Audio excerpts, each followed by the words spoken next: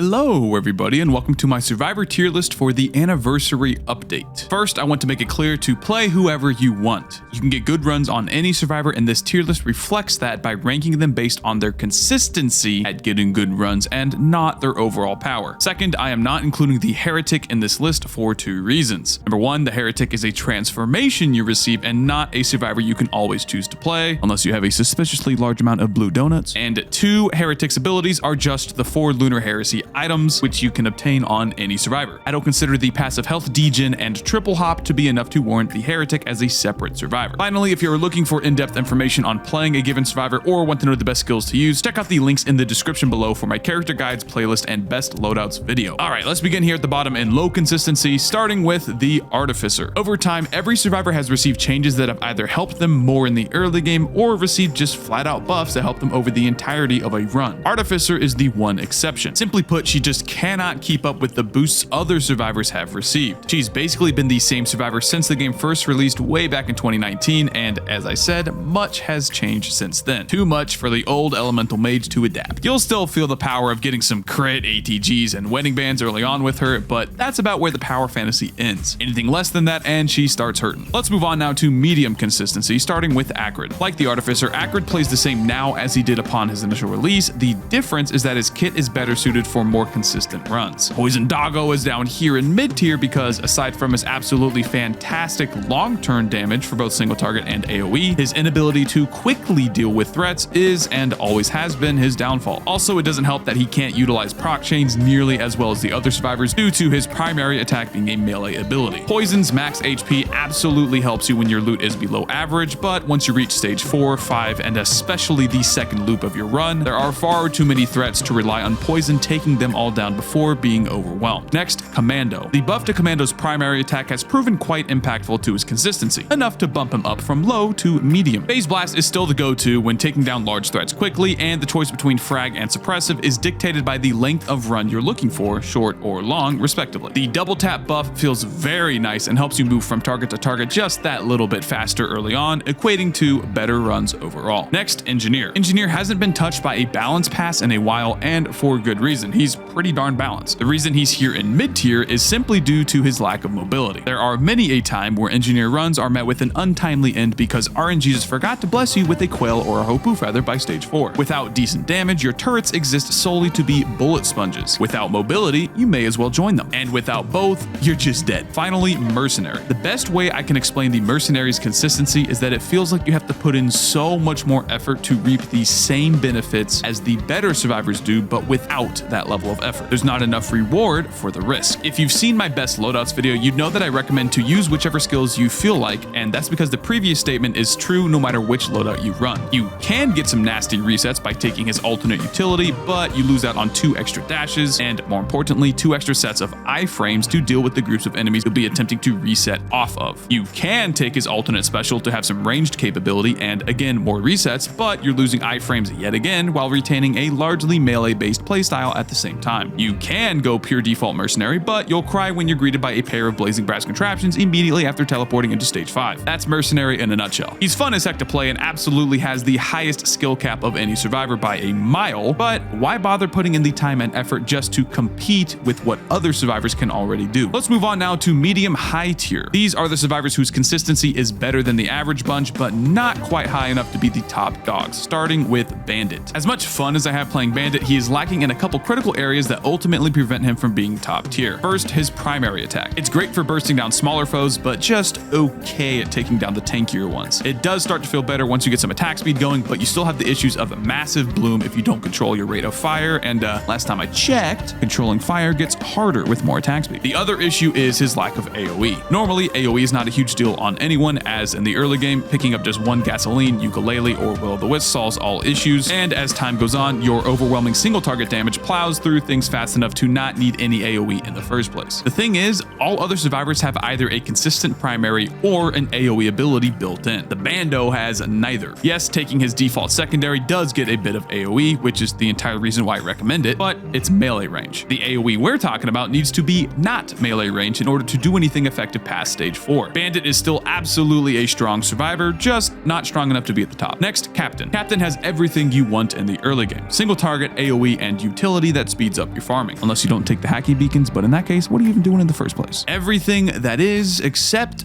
mobility. As I stated for the engineer, mobility matters a lot in getting consistent runs. Far too many captain runs have been cut short by getting subpar damage with little to no mobility on top of it. Lastly, Huntress. Okay, I admit it. I was biased for the Huntress in the previous list. This was because of just how darn good she felt on Eclipse difficulty compared to the other survivors. However, Eclipse is Eclipse and regular runs are not Eclipse, not even close. On paper, Huntress actually has everything that you need in the early game. Again, that's single target, AoE, utility, but with the mobility on top. So why is she not top tier? Well, while her mobility, utility, and AoE are all great, her single target and really her overall damage isn't too high. If you've been watching my videos for a while or have been on one of my mini streams where this topic comes up, you know that I value damage over everything, meaning you can have insane mobility and AoE, but if you lack in single target, your run is definitely going to be trending downwards in its success. Having high damage is the only way to directly combat the ever-increasing power of the monsters you're fighting, because without it, you'll inevitably be outscaled no matter how good your other stats are. So the Huntress lies just below the tippity top in medium high tier. All right, the final tier, the pinnacle of consistency.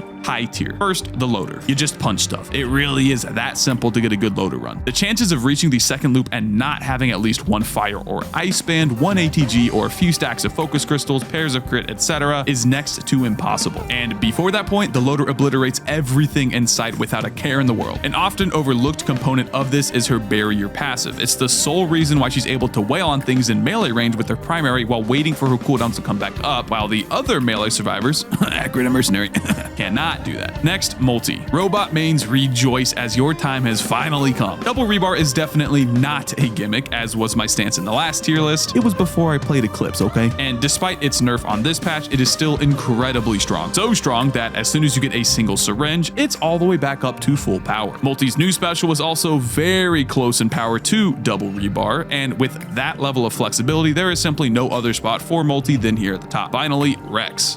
Rex is still pretty crazy too. He does have a bit of a learning curve, nothing even remotely close to mercenaries though. But once you conquer the fear of perpetually being at half HP early on, you'll be able to mash out consistent runs like they are nothing with Rex. That is, unless you take his alternate secondary, then you'll be wondering what the heck I was on when writing this. Alright, and that does it for the anniversary update survivor tier list. What are your thoughts? Want to tell me how mercenary is the best due to his high skill ceiling? Don't worry, you don't even need to say anything. I smelled you coming from a mile away. Leave a like or dislike on the video and a comment below. You can check out my stream at twitch.tv/Woolie Gaming and consider joining our Discord server as well. Thank you for watching.